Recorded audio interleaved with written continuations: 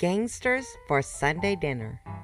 Miss Elizabeth laid a good table every Sunday after church let out, and today was no exception as she made last-minute preparations in the big kitchen, scooping mounds of mashed potatoes into a serving bowl, laying piece after piece of fried chicken onto her best china platter, and pouring steaming gravy out of the pot into the gravy boat.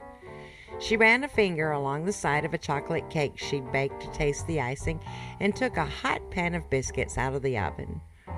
The table in the dining room was set for the meal with a couple of extra places because she never knew who might show up.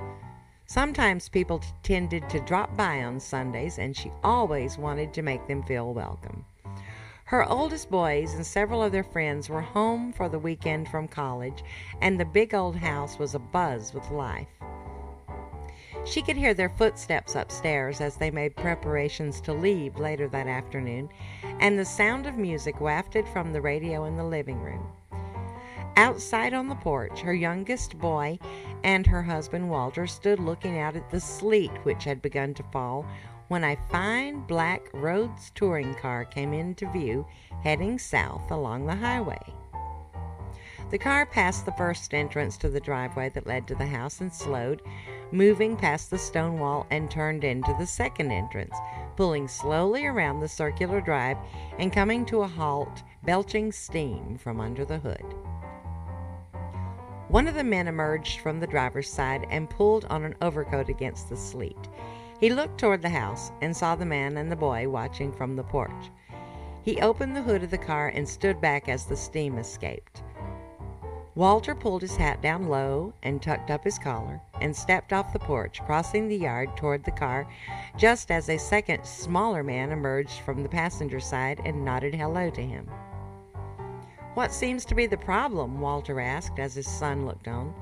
"She's overheated," the taller man told him, and fanned the steam. Walter nodded his head. "She sure is." And then he asked, "Where are you folks from?" And the taller man answered, "Up New York a way, headed to New Orleans." Walter smiled, and then he motioned toward the car and said, "I'd shut her off and let her cool down if I was you. There's a mechanic down the way that I can call if he can be reached on Sunday." Walter told them that everyone was about to sit down to Sunday dinner and that they would be most welcome to join them. The taller man smiled and looked at the shorter one. "What do you think?" he asked. The shorter man gazed up at the gray sky and the sleet that was growing heavier by the minute and nodded his approval. "We sure won't be leaving any time soon," he agreed. Walter sent his son into the house to let his mother know that there would be guests for Sunday dinner. "She won't mind," he assured them, and they followed him inside, removing their coats in the hall and standing beside the fire to warm themselves. At the dinner table, all the introductions were made. Alphonse Coletti and Lorenzo Schatz, two bankers from New York, on their way to New Orleans, met all the boys and their sister, who made eyes at the taller man over the meal. The two politely commented on the delicious food and the lovely house, and everyone chatted like old friends at the table. After the meal, Walter was able to reach the mechanic, who came and replaced a belt that had broken beneath the hood of the car. Walter's guests offered him 2 fine Cuban cigars for his troubles and asked for their address before driving away south. The boys and their friends packed up the car and headed off toward Auburn, Alabama, and the house grew quieter after the noon rush. Walter retired to his big chair beside the radio with one of the fine cigars, while Elizabeth and her daughter cleared the table. When Elizabeth picked up the plate where the shorter man had been seated, she let out a gasp. Underneath the plate was a $100 bill. She scurried off into the living room. "Walter, would you look at this?" she exclaimed. And Walter raised his eyebrow and said, "Well, I'll be damned. They were right nice for Northerners after all."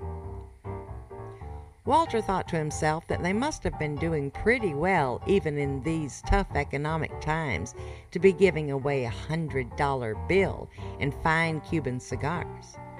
He lit the cigar and resumed reading the Sunday paper when an article caught his eye. 2 of New York's most notorious gangsters headed south. Police in Yonkers report that two of its most wanted bank robbers are on the run, headed south after taking over $300,000 from the First Commerce Bank.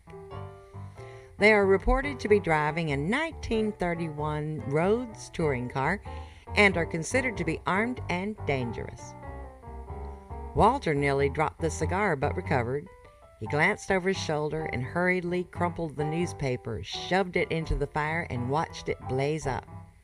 He didn't want Elizabeth to discover the fact that they had shared Sunday dinner with gangsters. He'd tell her someday, but not now. A few weeks later, a package arrived for Walter and Elizabeth with a New Orleans postmark.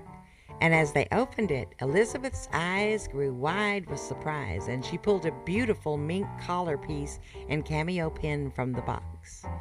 And beneath was a box of Cuban cigars and a fifth of the best whiskey money could buy. Enclosed was a note that simply read, "Thank you for your hospitality and the wonderful Sunday dinner. Sincerely."